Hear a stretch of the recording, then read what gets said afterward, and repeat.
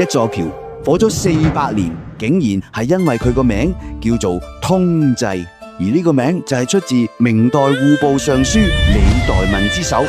李家先輩從南雄珠璣巷遷居到南海縣佛山鎮赤下。李代民係遺腹子，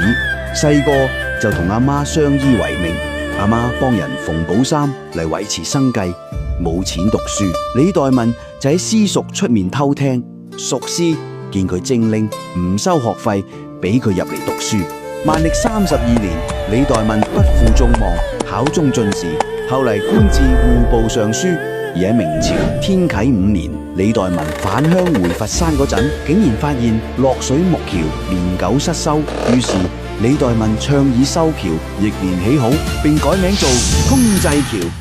寓意必通而後有濟也。橋通運通，佛山商民為求來年生意順景，就嚟行通濟橋，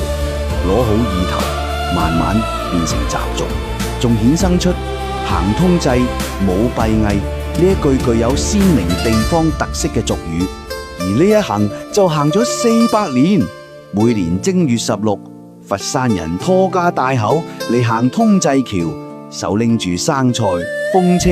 燈籠等，行過通濟牌坊，一次過從橋頭行到橋尾，並由橋尾又傍大基而去，祈求時來運轉。隨住歷史嘅發展，行通濟習俗亦被賦予新嘅時代內涵，將公益慈善理念融入民族，持續打造元宵公益慈善文化人人行品牌，等通濟之行傳遞文明之光。冇閉翳習俗有咗通濟天下嘅溫度，成為行通濟從線下紅遍全網嘅爆點。呢座橋火咗400年，唔單止因為通濟二字關乎你我，更道出咗家國情懷，民心所向。